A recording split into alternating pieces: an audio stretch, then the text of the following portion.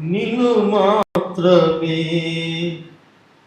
నమ్మానయ్యా, నీవు మాత్రమే నా ధైర్యము యేసయ్యా.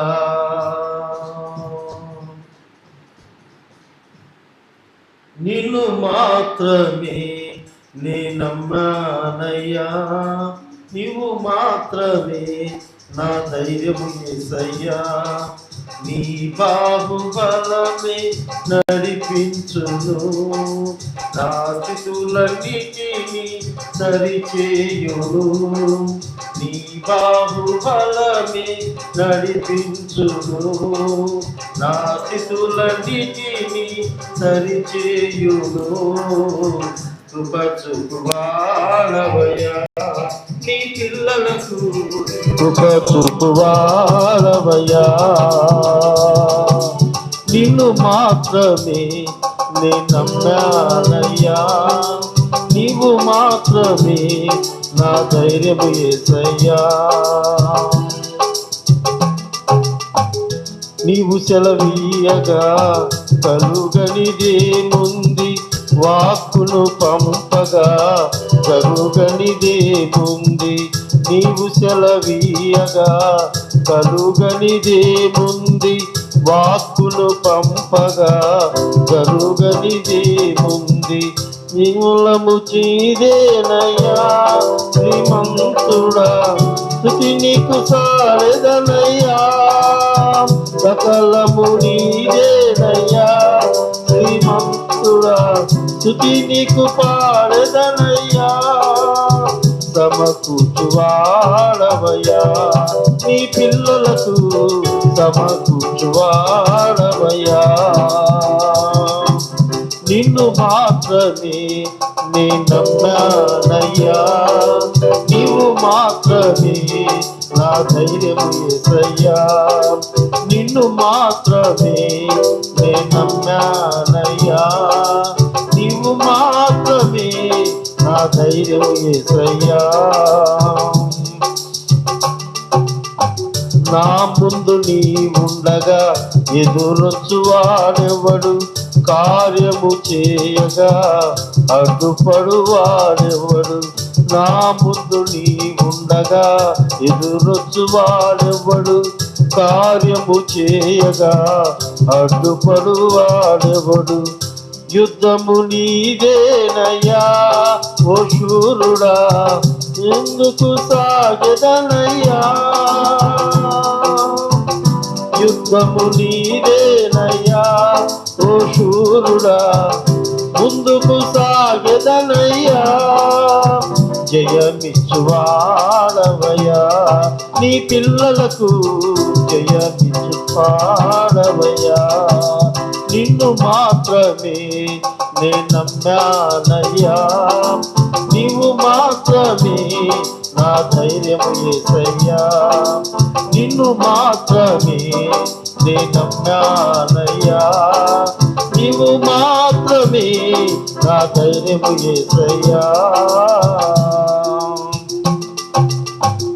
నీవు కరుణించగా కాదను వాడెవడు, శక్తితో నింపగా ఓడించువాడెవడు. నీవు కరుణించగా కాదను వాడెవడు, శక్తితో నింపగా ఓడించువాడెవడు. సాయము నీదేనయ్యా సహాయకుడా, నీలో దాగెదనయ్యా. సాయము నీదేనయ్యా సహాయకుడా, నీలో దాగెదనయ్యా. బలమిచ్చువాడవయ్యా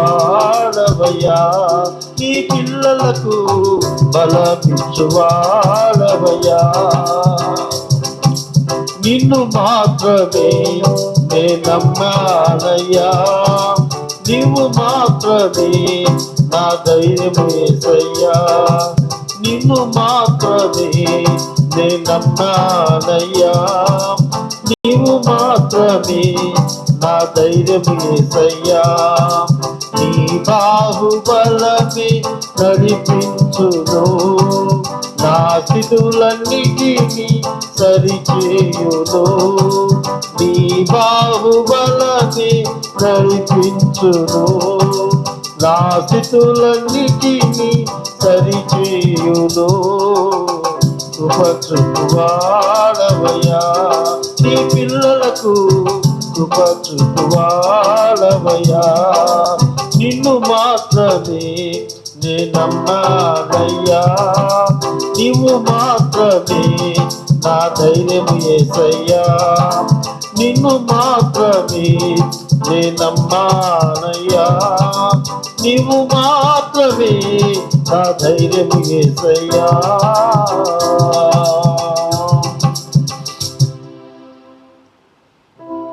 కృపా సత్య సంపూర్ణుడా,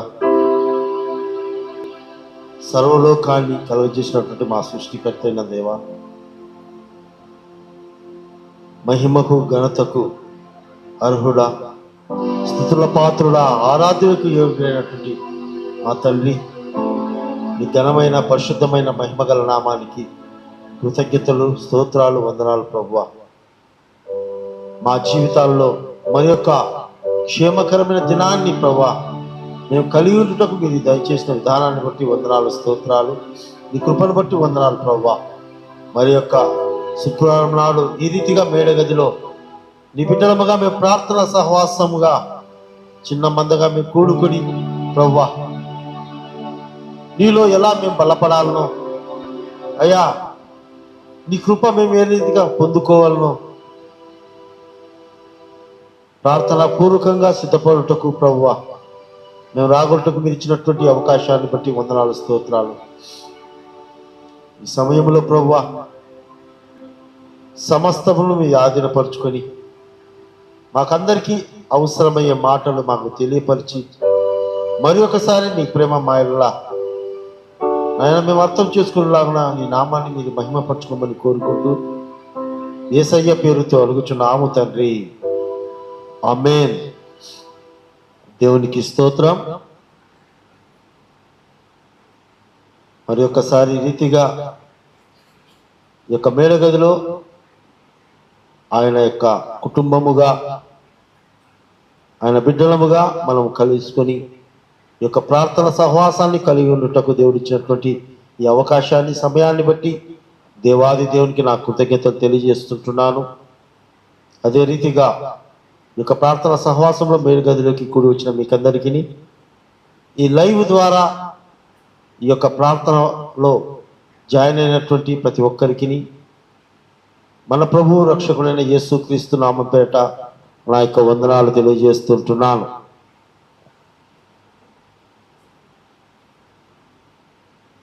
ఈరోజు ప్రత్యేకమైనగా దేవుడు ఒక అద్భుతమైనటువంటి అంశాన్ని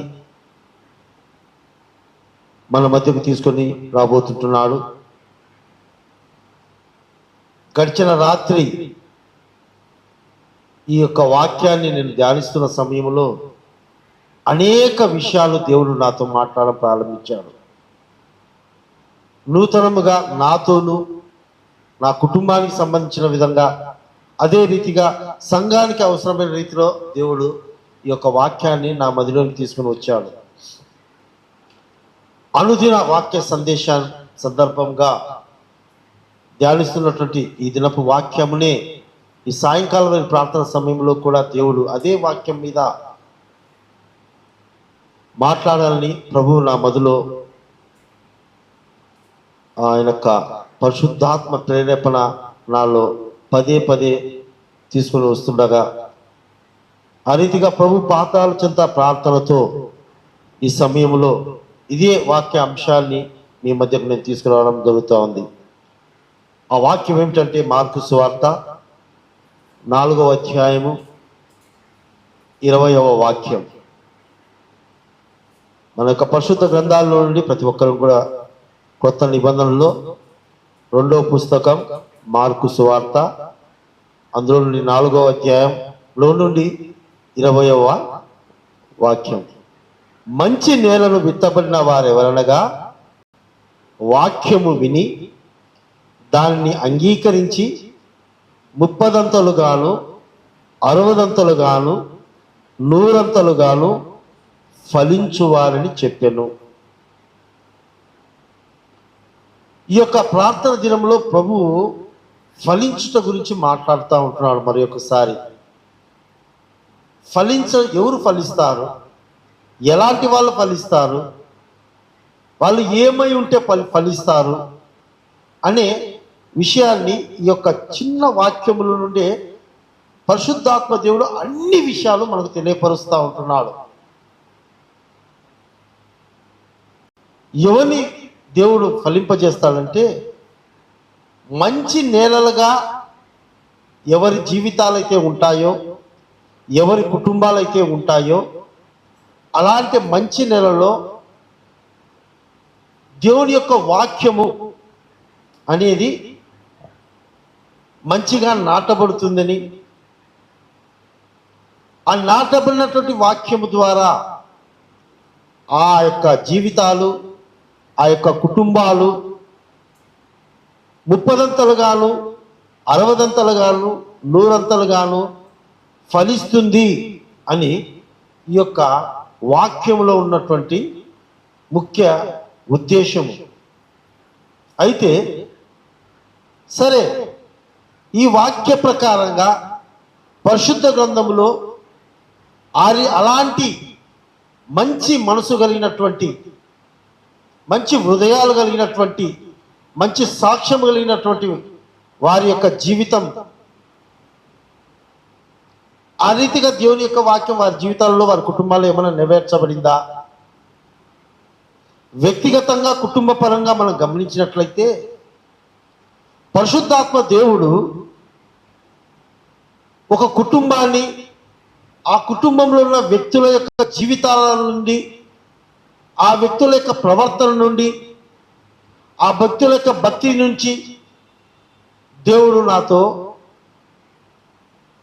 వ్యక్తిగతంగాను కుటుంబ పరంగాను నాతో మాట్లాడుతూ వచ్చాడండి. ఆ కుటుంబము ఏ కుటుంబం అంటే అబ్రహాము కుటుంబాన్ని. అబ్రహాము 75 సంవత్సరాల వయసులో ఉన్నప్పుడు దేవుడు అబ్రహామును పిలిచాడండి. అబ్రహాముతో దేవుడు మాట్లాడాడు. ఇదిగో, నేను అనేక జనములకు నేను తండ్రిగా నేను చేస్తాను, నిన్ను ఆశీర్వదిస్తాను, నీలో నుండి జనములు వస్తానని దేవుడు అబ్రహాముతో మాట్లాడినప్పుడు అబ్రహాము దేవుడు మాట్లాడిన మాటను విన్నాడండి. విని ఆ మాటను అంగీకరించాడు. ఈ వాక్యం నుంచే మనం మాట్లాడుకుందాం. వాక్యం విని దాన్ని అంగీకరించి నాటువంటి వాళ్ళ గురించి మాట్లాడుతుంటున్నాం. వాక్యము అంటే వాక్కు అంటే దేవుని మాట. ఎవరైతే దేవుని మాట వింటారో, విన్న మాటను అంగీకరిస్తారో, అంగీకరించిన ప్రకారం తమ జీవితాన్ని ఆ రీతిగా అనువదించుకుంటారో, వాళ్ళు 30 60 100 ఫలిస్తారని వాక్యం తెలియజేస్తూ ఉంది. అదే రీతిగా అబ్రహాము కూడా దేవుని మాట విన్నాడు, విన్న మాటను అంగీకరించాడు. అంగీకరించడమే కాకుండా తన జీవితంలో దాన్ని అనువదించుకుంటూ, ఆచరించుకుంటూ ముందుకు కొనసాగించబడ్డాడు. దేవుడు నీవు అనేక జనములకు తండ్రిగా ఉంటావన్నాడు. అంటే మొదటిగా అబ్రహాము పేరు అబ్రాము ఉండేది. అబ్రాము అనేటువంటి పేరుకు అర్థం ఏమిటంటే ఉన్నతమైన తండ్రి అని అర్థం, మంచి తండ్రి అని అర్థం. అయితే ఈ ఉన్నతమైన తండ్రి పేరు పెట్టుకున్నాడు, కానీ ఆయన ఉన్నతమైన తండ్రిగా భాగ్యం పొందుకోలేని పరిస్థితిలో ఉన్నాడు. వయసు మీరిపోయింది, వృద్ధుడైపోయాడు, 70 సంవత్సరాలు మీదికి దాటిపోయినాయి. అయినా కానీ పేరుకు మాత్రం అబ్రాహాముగా ఉన్నాడు, కానీ ఉన్నతమైన తండ్రి పేరు నామకరణం చేసుకున్నాడు, కానీ తన జీవితంలో ఆ ఫలింపు లేకుండా ఉండింది. ఆయన జీవితంలో ఆశీర్వాదం లేకుండా ఉండింది. ఎప్పుడైతే దేవుడు తనతో మాట్లాడాడో, ఆ మాటను అబ్రాహాం విన్నాడో, విన్నది అంగీకరించాడో, అంగీకరించిన తర్వాత దేవుడు చెప్పిన విధంగా, దేవుడు నడిపించిన విధంగా తన జీవనాన్ని ముందుకు కొనసాగించాడో, అప్పుడు అబ్రాహాం పేరును అబ్రహాముగా దేవుడు మార్చాడండి. అబ్రహాము అనేటువంటి పేరుకు అర్థం ఏమిటంటే అనేక జనములకు తండ్రి అని అర్థం. అబ్రాహాముగా ఉన్నప్పుడు ఉన్నతమైన తండ్రిగా ఉన్నాడు, కానీ తండ్రి కాలేకపోయాడు. ఎప్పుడైతే దేవుని మాట విన్నాడో, ఎప్పుడు దేవుడు చెప్పిన మాటను అంగీకరించాడో, ఎప్పుడైతే అంగీకరించిన మాటను తన జీవితంలో అనువదించాడో, ఆ ప్రకారంగా జీవించడం ప్రారంభించాడో, అబ్రహామును దేవుడు ఆశీర్వదించాడు. ఎలాగ ఆశీర్వదించాడంటే అనేకులకు జనములకు తండ్రిగా అబ్రహామును ఆశీర్వదించాడు. ఇది వ్యక్తిగతంగా మనము ఆలోచన చేసినట్లయితే అబ్రహాము దేవుని మాట విని అంగీకరించి నడుచుకోవడం ద్వారా అనేక జనములకు తండ్రిగా, అంటే ఫలించినటువంటి వాడుగా, నూరంతలు ఫలించినటువంటి వాడుగా చూస్తుంటున్నాం. ఇది మొదటి అబ్రహాం విషయంలో. రెండవదిగా ఒక భర్తగా గమనించినట్లయితే అబ్రహాం ఎలాగుంటున్నాడంటే దేవుని మాట ఎలాగ విన్నాడో తన భార్యల మాటను కూడా ఆ విధంగా విన్నవాడుగా మనం చూస్తాం. అతను ఇంటికి యజమానుగా ఉన్నప్పటికీ తన భార్య చెప్పినట్లు చేయమని దేవుడు తెలియపరిచినప్పుడు అబ్రహాము తన భార్య అయినటువంటి శారా చెప్పినట్లుగా హాగరును వివాహం చేసుకుంటాడు. అంటే అబ్రహాములో ఉన్నటువంటి ఒబీడియన్స్ మరి ఒక మాట ఏంటంటే కుటుంబంలో ప్రాధాన్యతగా ఇచ్చేవాడుగా మనం చూస్తుంటున్నాం. అంతేకాకుండా దేవుడు అబ్రహామును ఆశీర్వదించి 100 సంవత్సరాల వయసులో ఒక ఆశీర్వాదకరమైన కుమారుని ఇస్తే, ఆ కుమారుని దేవుడు తిరిగి బలి ఇవ్వమంటే ఇచ్చుటకు కూడా వెనుతిరగక అబ్రహాము ఇస్సాకును దేవునికి బలిగా ఇచ్చుటకు సిద్ధపడ్డాడు. అబ్రహాము ఎందుకు పితరులకు తండ్రిగా చిరస్థాయిగా నిలిచిపోయాడు నేటి వరకు తరం వరకు అంటే, అబ్రహాము దేవుడు చెప్పిన ప్రతి మాటను, మన వాక్య ప్రకారం ప్రతి వాక్యమును విని అంగీకరించి ఆ ప్రకారంగా ముందు కొనసాగాడు. గనుకనే అబ్రహాము జీవితము విజయవంతముగా ముగించుకున్నాడు. ఇది అబ్రహాము జీవితం. రెండవదిగా చూసినట్లయితే శారాగా మార్చక ముందు ఆమె పేరు శారాయి. శారాయి అంటే అర్థం ఏమిటంటే ఒక రాణి అని అర్థం, ఒక రాణి అర్థం. అయితే దేవుడు ఎప్పుడైతే అబ్రహామును 70 సంవత్సరాల వయసులో దేవుడు పిలిచినప్పుడు తన శారా భర్త అయినటువంటి అబ్రహాము ఆ యొక్క శారాతో, ఇదిగో దేవుడు మనల్ని పిలుస్తుంటున్నాడు, ఆయన ఎక్కడ నడిపిస్తే అక్కడి వరకు వెళ్ళమంటున్నాడు, కనుక మనం వెళ్దాం రండి అని చెప్పినప్పుడు శారా మారు మాట ఎత్తకుండా శారా అబ్రహామును వెంబడించింది. ఎక్కడికి వెళ్తున్నాము, ఎవరి దగ్గరికి వెళ్తున్నాము, ఏ దిక్కుకు వెళ్తుంటున్నాము అనేటువంటి ప్రశ్న శారా అబ్రహామును ప్రశ్నించాల.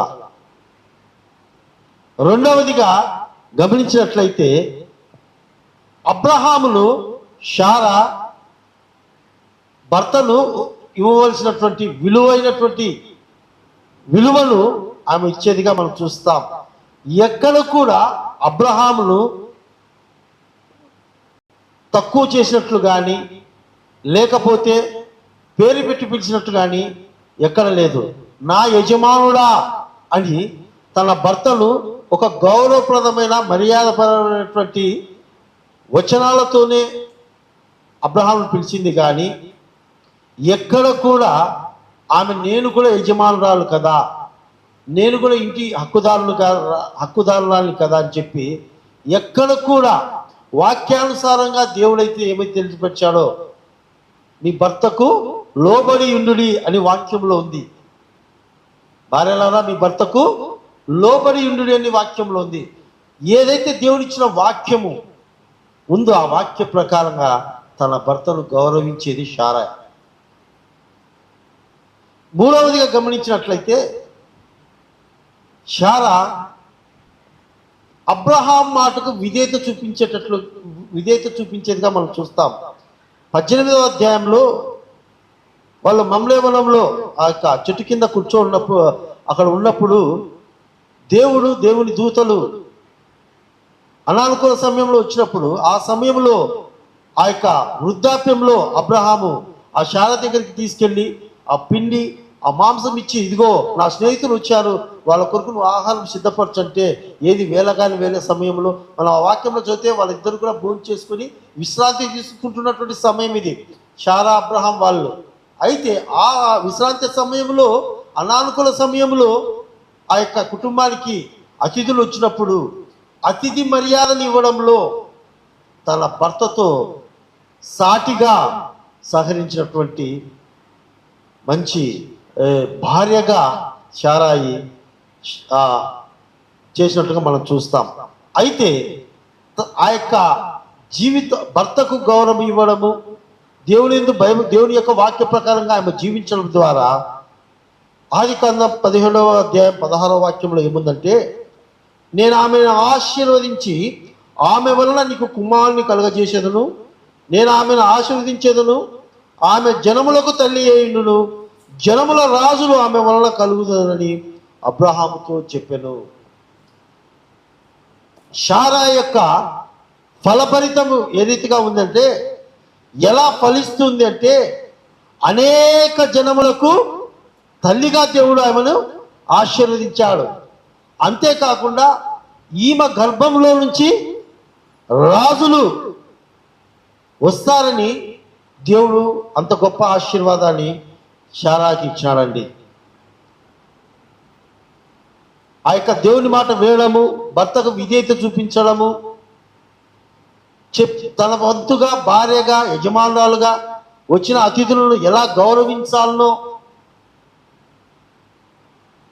ఆ రీతిగా తన ప్రవర్తన ద్వారా చూపించినటువంటి దాన్ని బట్టి దేవుడు జనములకు తల్లిగా శారాయిని ఫలింపజేశాడు. ఆ ఫలం ఎంతగా ఉందంటే ఆమె గర్భంలో నుండి రాజులనే పరిపాలించే వారిగా దేవుడు చేస్తానని వాగ్దానం చేశాడు. అది శారాయి అయినటువంటి శారాగా పిలువబడే మారించినటువంటి ఆమె యొక్క జీవితాన్ని. మూడవదిగా గమనించినట్లయితే ఆ కుటుంబంలో మూడవ వ్యక్తి ఎవరు? ఆ వ్యక్తి అంటే ఇస్సాకు. ఈ ఇస్సాకు లేక అబ్రహాముకు శారాలకు వృద్ధాప్యంలో జన్మించినటువంటి ఏకైక కుమారుడు. అయితే ఈ ఇస్సాకు జీవితాన్ని మనం ధ్యానించినట్లయితే మొట్టమొదటిగా దేవుడితో గడిపేవాడుగా మనం చూస్తాం. ప్రతిరోజు కూడా దేవుడితో గడిపేవాడని వాక్యంలో ఉంది. దేవుని ధ్యానించేవాడని మనం చూస్తాం. ప్రతిరోజు పొలములోకి వెళ్ళి దైవ ధ్యానం చేసేవాడని ఇస్సాకు గురించి పరిశుద్ధ గ్రంథంలో తెలియజపరచబడింది. మనము సమయం అనానుకూలత వల్ల రెఫరెన్స్ చూపించడం లేదు, కానీ మనం ఇంటికి వెళ్ళిన తర్వాత ఆ యొక్క అధ్యాయాలు చదివినట్లయితే మనకు అర్థమవుతుంది. ఇస్సాకు ప్రతిరోజు కూడా పొలములోకి వెళ్ళి దైవ ధ్యానం చేసేటువంటి భక్తి కలిగినటువంటి జీవితము. అంటే దేవునితో మాట్లాడేటువంటి, దేవుని మాటలు వినేటువంటి అలవాటు కలిగినటువంటి వాడు. రెండవదిగా గమనించినట్లయితే తన తండ్రి అయిన అబ్రహాము ఇస్సాకును బలిచ్చుటకు ఆ కొండపైకి తీసుకెళ్ళినప్పుడు ఇస్సాకు తన తండ్రితో పాటి వెళ్ళినట్టుగా చూస్తాం మనం. అయితే ఆ కొండపైకి వెళ్ళిన తర్వాత ఆ కట్టెలు పేర్చేటప్పుడు ఇస్సాకు తన తండ్రిని అడుగుతాడు, తండ్రి అన్ని సిద్ధపరిచావే, గొర్రెపిల్ల ఎక్కడ అంటే, దేవుడే చూసుకుంటాను నాయన అని చెప్పి ఇస్సాకు కాళ్ళు చేతులు కట్టేసి ఇస్సాకును ఆ బలిపీఠం మీద పనిపెట్టినట్టుగా మనం చూస్తామండి. చాలామంది వాక్య ధ్యానంలో చెప్తా ఉంటారు, ఇస్సాకు బాలుడై ఉన్నప్పుడు జరిగిన సంఘటన అని చెప్తారు. ఇది ఇస్సాకు బాలుడుగా ఉన్న సమయంలో జరగలేదండి ఈ యొక్క సన్నివేశము. ఇస్సాకు యవ్వన ప్రాయంలో దాదాపు 19-20 సంవత్సరాల వయసులో ఉన్నప్పుడు జరిగినటువంటి సంఘటన అది. అంటే ప్రతి విషయాన్ని కూడా అర్థము చేసుకునేటువంటి అవగాహన కలిగినటువంటి నాలెడ్జ్లో ఉన్నటువంటి వాడుగా ఇస్సాకును మనం చూస్తాం. అయితే తన తండ్రి ఇస్సాకును చేతులు కాళ్ళు కట్టేసి ఆ యొక్క బలిపీఠం మీద పనుండబెట్టేటప్పుడు కూడా ఇస్సాకు మారు మాట మాట్లాడకుండా తండ్రికి ఎదుట విధేయత చూపించాడు. తండ్రి చిత్తానికి లోబడ్డాడు. తండ్రి ఏమి చేసినా కానీ ఇస్సాకు ఎదురు మాట్లాడలేదండి, లోబడ్డాడు. అక్కడ మొదటగా చూసినట్లయితే పొలంలోకి వెళ్ళి దేవునితో మాట్లాడేవాడు, దేవునితో గడిపేవాడని చూసాం. తర్వాత చూసినట్లయితే ఏమైతే దేవుని దగ్గర ఇస్సాకు నేర్చుకున్నాడో, తెలుసుకున్నాడో, దేవుని సంబంధం ద్వారా, దేవునితో గడుపుల ద్వారా ఏమి గ్రహించాడో తన తండ్రికి తన తల్లికి ఎదిరించిన వాడుగా లేదండి. తననే బలిగా చేయబోతున్నాడు తండ్రి అని తెలిసి కూడా యవ్వన ప్రాయంలో ఉన్న ఇస్సాకు మారు మాట మాట్లాడకుండా తండ్రికి అప్పచెప్పుకున్నాడు. మూడవదిగా గమనించినట్లయితే ఇస్సాకులో ఉన్నటువంటి మూడవ లక్షణం,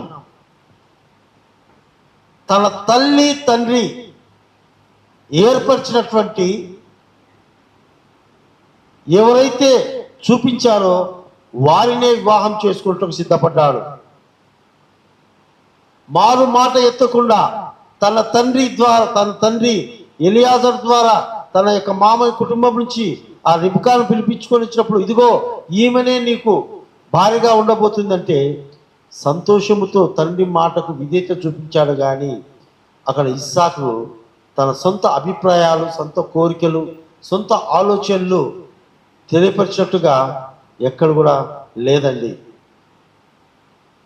అందుకే ఇస్సాకు జీవితము దేవుడు ఫలించినట్టుగా ఆశీర్వదించాడు. నూరంతలుగా ఫలించే విధంగా ఆశీర్వదించబడ్డాయి. ఆ కుటుంబం అంతా కూడా, అబ్రహాము కుటుంబం అంతా కూడా దేవుని మాట విన్న మాట ప్రకారంగా అంగీకరించి ఆ రకంగా నిలబడటం ద్వారా, అయితే మనం గమనించినట్లయితే అబ్రహాము జీవితంలో కానీ, శారాయి జీవితంలో కానీ, ఆ ఇస్సాకు జీవితంలో గమనించినట్లయితే అనేక శ్రమలు వచ్చాయి, అనేక ఇబ్బందులు ఎదుర్కొన్నారు. వాగ్దానాల నెరవేర్పు ఎంతో ఆలస్యమైనప్పటికీ కూడా దేవుని మాట విన్న మాటను వారు ఏమైతే అంగీకరించారో వారి జీవితంలో అది నెరవేర్చబడేంత వరకు కూడా దేవుని విడిచిపెట్టలేదు. అందుకే వాళ్ళ హృదయాలు దేవునిలో స్థిరపరుచుకున్నారు. వాళ్ళు దేవునికి అంగీకారంగా, దేవునికి ఇష్టపడే విధంగా, దేవునికి అనుకూలంగా నడుచుకున్నారు. అందుకే వారి హృదయాలు మంచి నేలలుగా ఉదాహరణగా తెలియపరచబడతా ఉంటున్నాయి. తన భార్య అయినటువంటి రిబ్కా, ఆ యొక్క రిబ్కాతో ఆ ఇస్సాకు యొక్క ఆ యొక్క వివాహ బంధము కూడా ఎంతో అద్భుతమైనటువంటి ఆశీర్వాదకరమైనటువంటి, చెప్పాలంటే ఆ యొక్క దేవుడిచ్చిన ఆశీర్వాదంలో ఆ యాకోబు ద్వారా ఒక దేశమే స్థాపించబడింది. నేటి వరకు కూడా ఆ ఇజ్రాయేలు దేశం అంటే ఒక బలమైన శక్తిగా ఎంత ఫలభరితముగా ఫలించిందంటే ఆ ముగ్గురి యొక్క విధేయత, ఆ ముగ్గురి యొక్క భక్తి, ఆ యొక్క దేవుని మాట వినడం ద్వారా వారి జీవితంలో వాళ్ళు ఆ యొక్క మాట అవలంబించడం ద్వారా దేవుడు ఆ యొక్క ఆశీర్వాదాన్ని, ఆ ఫలింపును ఈ రోజుటి వరకు కూడా అది ఆశీర్వాదకరంగా నిలిపి ఉన్నాడు. అది ఫలిభరితంగా నిలిపి ఉన్నాడు దేవుడు. కనుక ప్రియమైన దేవుని బిడ్డారా, మన జీవితాల్లో మనం నేర్చుకోవాల్సినది ఏంటంటే, మనం ఏమైతే దేవుడు మనతో మాట్లాడుతుంటున్నాడో, ఏమైతే మనం వ్యక్తిగతంగా కుటుంబ పరంగా మన పట్ల దేవుడు ఏం తెలియజేస్తుంటున్నాడో ఆ మాటను విన్న మాటను మనం అంగీకరించాలండి. మనం స్వీకరించడమే కాకుండా మన జీవితంలో, మన కుటుంబంలోనికి ఆ యొక్క మాటను అనుకరించి నడుచుకోవాలండి. మనం దాన్ని చేస్తూ ఉండాలి. అది పిల్లలైనా సరే, తల్లి అయినా సరే, తండ్రి అయినా సరే, కుటుంబ సభ్యుల్లో ఎవరమైనా కానీ దేవుని ఏర్పాటును బట్టి, దేవుని చిత్తాన్ని బట్టి మనం ముందుకు కొనసాగాలి. కానీ సొంత నిర్ణయాలు, సొంత ఆలోచనలు, స్వబుద్ధిని నమ్ముకుంటే అదే వాక్యములో దేవుడు 2-3 ఎగ్జాంపుల్స్ చెప్తాడు. విత్తువాడు విత్తనాలు చల్లుతూ ఉంటే కొన్ని త్రోవ పక్కన పడ్డాయని మనం వింటాం. అవి ఏమయ్యాయంట, ఆ పొలంలో పడకుండా, దున్నిన నీళ్ళలో పడకుండా ఆ ప్రక్కన పడినప్పుడు అవి ఏమైపోయాయండి, పక్షులు వచ్చి అవి ఎత్తుకొని పోతాయి. అంటే అర్థం ఏమిటంటే, పక్షులు దేనికి సాదృశ్యం అంటే అపవాదికి సాదృశ్యము, సాతానుకు సాదృశ్యము, బలహీనతలకు సాదృశ్యము. ఎప్పుడైతే ఈ అపవాదైన సాతాను ఈ వాక్యం అనేది పడినప్పుడు చాలామంది ఏమవుతుందిలే, దేవుడు ఎప్పుడు వస్తాడులే, ఏమోలే, ఎంత నా వయసు, ఈ వయసులో నా దేవుని నమ్ముకోవాలనా, దేవుని మాట వినాలనా అని అనేక మంది నిర్లక్ష్యం చూపిస్తూ ఉంటారు. అనేక మంది దేవుడి యొక్క ఆశీర్వాదాలు పొందుకొని దేవుని వాక్యానికి విలువకుండా పోతారు. అలాంటప్పుడు అపవాది ఏం చేస్తాడంటే అలాంటి వారిని పక్క త్రోవల్లో నడిపిస్తాడండి. వారి పక్కతో ఫలింపకుండా నడిపిస్తాడు. అందుకే అనేక కుటుంబాలు, అనేక జీవితాలు ఏమవుతుంటున్నాయంటే వాక్యం వింటున్నారు కానీ ఆ వాక్యం వాళ్ళు ఫలింప చేసుకోలేకపోతుంటున్నారు. అందును బట్టి అనేక కుటుంబాలు, అనేక మంది యొక్క జీవితాలు వాళ్ళు ఎందుకు సక్సెస్ కాలేకపోతుంటున్నాయి, ఎందుకు ఆ కుటుంబాలు సక్సెస్ కాలేకపోతుంటున్నాయంటే ప్రధానమైంది అంటే ఆ వాక్యం వాళ్ళు నిలిచిపోవడం ద్వారా. రెండవ ఉపమానంలో ఇంకొక మాట చెప్తాడు, కొన్ని విత్తనాలు రాతి నేలలో పడతాయని. రాతి నేల అంటే అర్థం ఏమిటంటే నేరుగా నేల మీద పడడం లేదండి. అది పైన మట్టి ఉంది, అయితే ఆ మట్టి లోతుగా లేదు, ఆ మట్టి కింద రాయి ఉంది. ఈ పండే విత్తనం ఏమవుతుందంటే ఆ మట్టిలో పడుతుంది, అయితే ఆ విత్తనము బ్రతుకుతుంది, కానీ అది వేరు లేనందువల్ల అది ఎండిపోయినట్టుగా మనం చూస్తాం. అంటే ఆ రాతి నేల ఆ విత్తనమును వేరును ఫలింపచేయాల. నేటి అనేక విశ్వాస కుటుంబాల్లో, అనేక మంది జీవితాల్లో కూడా వాక్యం వింటున్నారు. అది ఎంతవరకు ఉంటుందంటే మందిర ఆవరణంలో విన్నంత వరకు, అబ్బా నేను ఇలాగ బ్రతకాలి, నేను కూడా ఇలాగ నడుచుకోవాలి, నేను కూడా అబ్రహాంలాగా విని అబ్రహాంలాగా అంగీకరించి అబ్రహాంలాగా నేను నడుచుకోవాలని అనుకుంటాం. శారాయిలాగా నేను విధేయత కలిగిన భార్యగా, మంచి పేరు తెచ్చుకున్నటువంటి భార్యగా నేను కూడా అనేకులకు ఆశీర్వాదకరంగా ఉండాలనుకుంటారు. అనేక మంది బిడ్డలు అవును ఎస్ నేను కూడా నా తల్లిదండ్రులకు నేను విధేయత చూపించాలి, నా తల్లిదండ్రులు చెప్పినట్టు నేను చేయాలి, వాళ్ళు ఏమిస్తే అది తీసుకోవాలి, ఎవరు చెప్తే వాళ్ళు చేసుకోవాలి, నేను కూడా మా తల్లిదండ్రుల మాటకు విధంగా ఇవ్వాలి అంటారు. అడుగు బయట పెట్టంగానే అది ఏమైపోతుందంటే ఎన్ని పరిస్థితి అయిపోతుంది. ఎందుచేతంటే ఆ వాక్యము హృదయములో లోతుగా నాటబడలేకపోతా ఉంది. అందువల్ల ఆ యొక్క ఫలభరితంగా లేకుండా పోతుంటున్నాయి. మూడవదిగా గచ్చ పొదల మధ్య, ముళ్ళ పొదల మధ్య పడినటువంటి విత్తనం. ఇది దేనికి సాదృశ్యం అంటే వాక్యం వింటాం, వాక్యం ముందు విశ్వసిస్తాం, వాక్యాన్ని అంగీకరిస్తాం. అయితే ఆ వాక్యం వింటున్నాం, వాక్యం అంగీకరిస్తుంటున్నాం, అనారోగ్య సమస్యలు వచ్చినా, ఆర్థిక సమస్యలు వచ్చినా, కుటుంబ సమస్యలు అనేది వచ్చినా, ఏదైనా భార్యాభర్తల మధ్య డిస్టర్బెన్స్ వచ్చినా, లేకపోతే ఏదో కుటుంబంలో కలవరం రేపినా వెంటనే ఆ భక్తి జీవితము ఏమైపోతుంది? ఆ సమస్యల చేత అణచివేయబడుతుంటున్నాయి. అందును బట్టే నేటి క్రైస్తవ అనేక కుటుంబాల్లో, అనేక మంది క్రైస్తవ జీవితాల్లో ఎందుకు 30దంతలు 60దంతలు 100దంతలు ఫలించడం లేదంటే వాళ్ళ యొక్క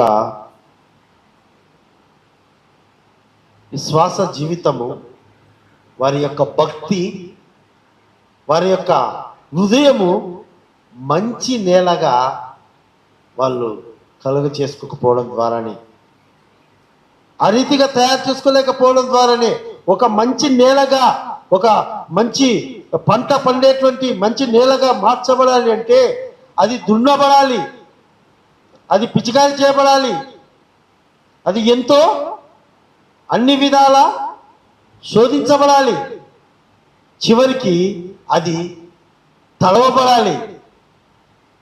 తడిచిన తర్వాతనే విత్తనము ఫలింపులోకి వస్తుంది. అంటే అర్థం ఏమిటంటే అనానుకూల పరిస్థితులు వస్తాయి, కష్టాలు వస్తాయి, సమస్యలు వస్తాయి, వ్యతిరేకమైన పరిస్థితులు ఎన్నో వస్తూ ఉంటాయి. మనం అనుకునేటివి జరగకపోవచ్చు, మనం ఆశించినవి దొరకకపోవచ్చు. అరే నాకు ఇలాంటి పరిస్థితులు రాకూడదు కదా అనేటువంటి పరిస్థితులు ఎదురు కావచ్చు. వాటన్నిటిలో కూడా మనం ఓర్పుతో సహనముతో దేవుడు నాకు వాగ్దానం ఇచ్చాడు, నేను జీవం కలిగిన సర్వశక్తి కలిగిన దేవుని ఎందుకు నేను విశ్వసించి ఉన్నాను, తప్పకుండా ఆయన నా జీవితంలో కార్యం జరిగిస్తాడు. ఆనాడు 75 సంవత్సరాల వయసులో వాగ్దానం చేసిన దేవుడు 100 సంవత్సరాలలో నెరవేర్చినటువంటి దేవుడు నా జీవితంలో కూడా, నా కుటుంబంలో కూడా ఆలస్యమైనప్పటికీ కూడా మంచి పంటగా ఫలమిస్తాడు. ఒక పంటను, ఒక విత్తనం విత్తాలంటే ఆ విత్తనము చావాలండి. మొదటిగా చచ్చిన తర్వాతనే అది బ్రతుకుతుంది. అది బ్రతకాలంటే కొన్ని రోజులు ఎదురు చూడాలి. కొన్ని రోజుల తర్వాత ఆ యొక్క బ్రతికినటువంటి ఆ విత్తనము ఫలింపులోకి వచ్చి ఫలభరితంగా మార్చబడాలంటే కొన్ని నెలలు ఎదురు చూడాలి. అప్పుడే పంట వస్తుంది. కానీ మనం పంట విత్తనం వేసిన వెంటనే ఆ పంట మన చేతికి రాదు. కనుక దేవుడిచ్చే ఆశీర్వాదము, దేవుడిచ్చే వాగ్దానము, దేవుడు చెప్పిన మాట మనకి మన జీవితంలో, మన కుటుంబంలో ఏ వాగ్దానం చేశాడో అది నెరవేర్చబడటకు కాలం అనేది నిర్ణయించబడి ఉంటుంది. మన ప్రతి ఒక్కరి కుటుంబంలో, ప్రతి ఒక్కరి జీవితంలో ఒక కాలం అనే నిర్ణయం దేవుడు ఏర్పాటు చేశాడు. అది ఒక్కొక్కరికి ఒక్కొక్క పంటకు ఒక నిర్ణయ కాలం ఏ రీతిగా ఉంటుందో, ఒక్కొక్క వ్యక్తి జీవితంలో, ఒక్కొక్క కుటుంబంలో ఒక నిర్ణయించిన సమయం, కాలం అనేది దేవుడు ఏర్పాటు చేశాడు. ఆ సమయం వరకు, ఆ కాలం వరకు మనం విన్న దాన్ని, అంగీకరించిన దాన్ని మన జీవితంలో దాన్ని ముందుకు కొనసాగించుకుంటూనే పోవాలండి. అప్పుడే మనది జీవితము, మన కుటుంబము 30దంతలుగా 60దంతలుగా 100దంతలుగా ఫలింపజేస్తాడు. కనుక ఈ రాత్రి వేళ ఈ ప్రార్థన మెడగదిలో సహవాసం కూడి ఉన్నటువంటి, ఈ మాట ఉంటున్నటువంటి ప్రేమైన దేవుని బిడ్డలారా, ఈరోజు ఒక అబ్రహాం కుటుంబమే కాదు, అలాగా చూసుకున్నట్లయితే అనేక కుటుంబాలు పరిశుద్ధ గ్రంథంలో లిఖించబడి ఉన్నాయి. ఏ రీతిగా దేవుని మాట వినడం ద్వారా, దేవుని మాట అంగీకరించడం ద్వారా ఎలాగా వాళ్ళు ఆశీర్వదించబడ్డారో, ఎలాగా వాళ్ళు దీవించబడ్డారో, ఎలాగా వాళ్ళ చరిత్రలో నిలిచిపోయారో, ఎలాగా ఈ రోజుకి కూడా వాళ్ళకు ఒక మాదిరికరంగా సాక్షాత్తంగా మనకు దేవుడు మన ఎదుట ఉంచున్నాడో మనకు అనేక మంది భక్తి జీవితాలు మన పరిశుద్ధ గ్రంథముల ద్వారా దేవుడు మనకు తెలియజేస్తుంటున్నాడు. అదే రీతిగా ఆ వాక్యానుసారంగా జీవించినటువంటి అనేక మంది ఉదాహరణగా నేటి ఇంకా ఈ లోకంలో మనం జీవించే కాలం అనేక మంది భక్తి జీవితాల్లో కూడా మనం ఆ ఫలభరితమైన జీవితాలను మనం చూస్తుంటున్నాం, ఆ ఫలభరితమైన కుటుంబాలను మనం చూస్తుంటున్నాం. కనుక క్రైస్తవంగా బిడ్డలమైన మనము దేవుని యందు భయభక్తులు కలిగిన వారమై, దేవుని మాట విన్న వారముగా, విన్న మాటను అంగీకరించిన వారంగా మన జీవితంలో దాన్ని విడిచిపెట్టకుండా ఆ భక్తి జీవితాన్ని ఫలింపు వచ్చేంత వరకు, దేవుడు ఇచ్చేంత వరకు మనం ఆ భక్తిని కాపాడుకుందాం, మన కుటుంబాలను ఆ రీతిగా కాపాడుకుందాం. అట్టి కృప పరిశుద్ధాత్మ దేవుడు మనకందరికీ దయచేయునుగాక. ప్రార్థన చేసుకుందాం.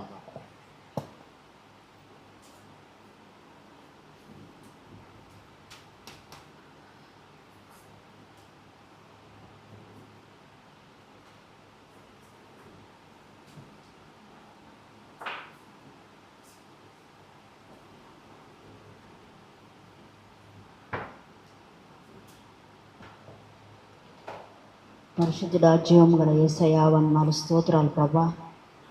ఇంతవరకు ప్రభా మంచి నేలన పడిన విత్తనం ఏ విధంగా ఫలిస్తుందో మాతో మాట్లాడినారు ప్రభా. అబ్రహాము, షారె, ఇస్సాకు జీవితాలు ఏ విధంగా ఫలభరితంగా ఉన్నాయో ప్రభా మాతో మాట్లాడిన రీతిని బట్టి స్తోత్రాలు. కానీ చాలా సందర్భాలలో రాతి నేల మీద పడిన విత్తనంలాగా, త్రోవ ప్రక్కన పడిన విత్తనంలాగా, ముళ్ళ పొదలలో పడిన విత్తనాలు లాగా ప్రభా మా జీవితాల్లో వాక్యం రకరకాల పరిస్థితుల వల్ల తండ్రి నమ్మలేని పరిస్థితుల్లో ప్రభా, వాక్యాన్ని అనుసరించలేని పరిస్థితుల్లో ఉంటున్నాం ప్రభా. వాక్యము మంచి నేల పడిన విత్తనములాగా 30దంతలుగా, 60దంతలుగా, 100దంతలుగా ఫలించేలాగున ఎటువంటి పరిస్థితులైనా వాక్యాన్ని అంగీకరించేలాగున, మిమ్మల్ని అనుసరించేలాగున కృప చూపించండి. మీరే అద్భుత కార్యాలు చేయండి ప్రభా. ఈ వాక్యాన్ని విన్న మీ బిడ్డల జీవితాలలో అద్భుతాలు ప్రారంభించండి. విశ్వాసం అధికం చేయండి ప్రభా. అబ్రహాము, షారా, ఇస్సాకు జీవితాలలో ఎన్నో ఆటుపోట్లు వచ్చినాయి. అయినప్పటికీ వాక్యాన్ని వారు స్థిరంగా ఉంచుకొని విశ్వాసము నిలబడి వారు ఉన్న స్థలంలో దీవించబడినారు, క్రమక్రమంగా అభివృద్ధి పొందినారు ప్రభా. మా జీవితాలలో కూడా ప్రభా ఇలాంటి దీవెనలు దయచేయమని ప్రార్థిస్తున్నాం. పరిస్థితుల వైపు కాకుండా ప్రతి సమయంలో మీ వైపు చూచేది నేర్పించండి ప్రభా. వాక్యాన్ని అనుసరించేది నేర్పించండి. ఎంతోమంది ఎన్నో రీతిలుగా మాటల ద్వారా, క్రియల ద్వారా ప్రభా విశ్వాసాన్ని అణిచివేస్తుండగా ప్రభా మీరే తండ్రి లేవనెత్తుమని ప్రార్థిస్తున్నాం. రకరకాల పరిస్థితుల్లో కుటుంబాలు విచ్ఛిన్నం అవుతున్నాయి. రకరకాల అనారోగ్య పరిస్థితుల వల్ల జీవితాలు నాశనం అవుతున్నాయి ప్రభా. కానీ మీరే అద్భుతం చేయండి యేసయ్యా. మీరు చాలిన దేవుని ప్రభా. ఏమున్నా లేకున్నా మిమ్మల్ని కలిగి జీవించే భాగ్యం దయచేయండి ప్రభా. తండ్రి ఎక్కడైతే పడిపోతామో, ఎక్కడైతే కృంగిపోయి ఉంటామో అక్కడి నుంచి లేవనెత్తుటకు పేతురు దేవునిలాగా మా దిద్ద ఉన్నందుకు స్తోత్రాలు. పడిపోయిన చోటే మమ్మల్ని నిలబెడతావు ప్రభా. మునిగిపోయిన చోటే మమ్మల్ని లేపి స్థిరపరిచి ప్రభా మీరు వాడుకుంటారని మరొక్కసారి వాక్యం ద్వారా నిరూపించుకున్నారు. దేవా కుటుంబాలలో మీరే కట్టండి ప్రభా. తండ్రి డిస్టర్బెన్స్ ఉంటున్న కుటుంబాలలో మీరే అద్భుతాలు చేయండి. అనారోగ్యంగా ఉంటున్న మీ బిడ్డల జీవితాల్లో స్వస్థత కార్యం ప్రారంభించండి ప్రభా. మీ యొక్క అద్భుతమైన ప్రభా స్వస్థపరిచే హస్తాలు వారిని తాకునట్లు మీరే కృప చూపించండి. ఇంటర్మీడియట్ ఎగ్జామ్స్లో మీ బిడ్డలకు మీరు సహాయం చేసినారు, స్తోత్రాలు.